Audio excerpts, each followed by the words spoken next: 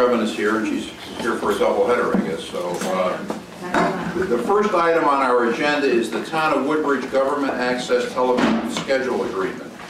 And in your packet is the proposed agreement. And if, Sheila, would you like to just summarize what that contains? Sure. That's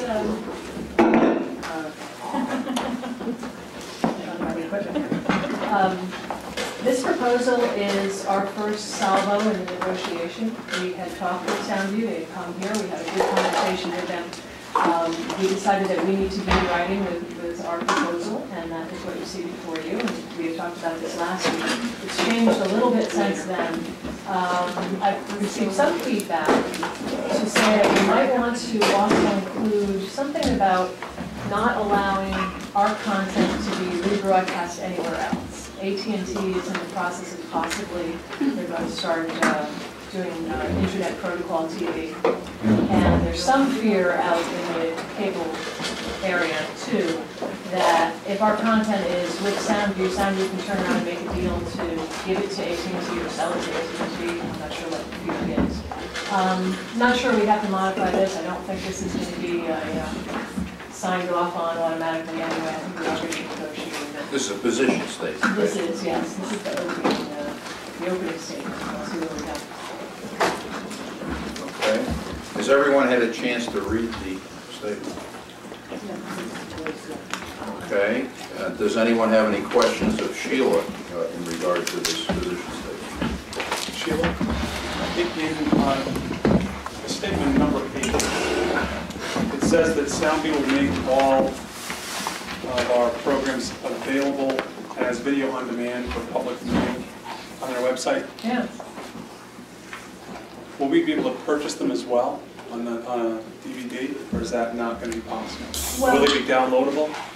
Yeah, the idea here is to add, this is the value add that Soundview is offering us. In exchange for the 2 hours per day, what we're proposing to codify in this agreement is, in exchange for those 2 hours, Woodbridge viewers will get something. They'll be able to go to a website, and anytime they want to watch any meeting, just pick it from a list and click and start watching it. It's not really an archive, because we'll still have to archive. They'll only keep it there for a year. That was their offer to us. We're taking them up on that 1 year. In terms of having it on DVD, we already have here in Woodbridge policy and procedure that says if you want a copy on DVD, just put in a request. All these documents are FOIable, all the tapes that we've been reading. So you'll be able to get it from us a lot quicker. If you want it off the web, I'm not sure you'll be able to, if you download it, whether you'll be able to keep a copy that's encoded for the internet or not. That's something we can ask about, though. Because then people could download it themselves. Absolutely, it would save a lot of time and trouble. That's a good question.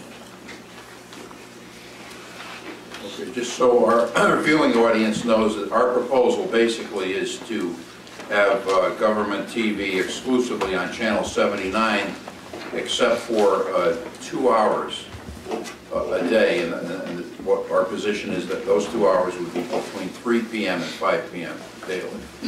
So that's the position we're taking with Soundview as we open the negotiation. Yes, they've told us we cannot have 24/7. So we're going to say, okay, how about 22/7? Can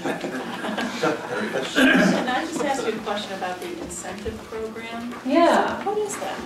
Well, the DPUC asked Soundview to come back with an outline of a grant program, which is not the same as an incentive program. There's been a lot of discussion about this. Soundview had previously offered us an incentive program. It's got to be 3 years ago now, maybe 2 years ago. Nobody took them up on that incentive program because one of the things that went along with the incentive is if you took any of their rented equipment and kept it at your place, you had to always have regional TV on your Channel 7 there. It could not be time specific. That's how Milford ran afoul of that. Because they did ask for some of that equipment, they took the incentive. When we passed up the incentive, we didn't need it at the time, and we thought it was too risky to lose control of the channel. So this is a repackaged version of that. So they're just offering it again? Yeah, it may be something that we want to, this again is their proposal, we could come back with another proposal. But we thought the scheduling piece was important to get nailed down first. In the agreement, sure. Yeah, okay. And then we'll talk about it. Part of this is the $60,000 that the DPUC says is meant to be allocated to G. Right. So But this is their way, $60,000. this is their way of distributing it. That's good, okay. I see. Okay. Thank you.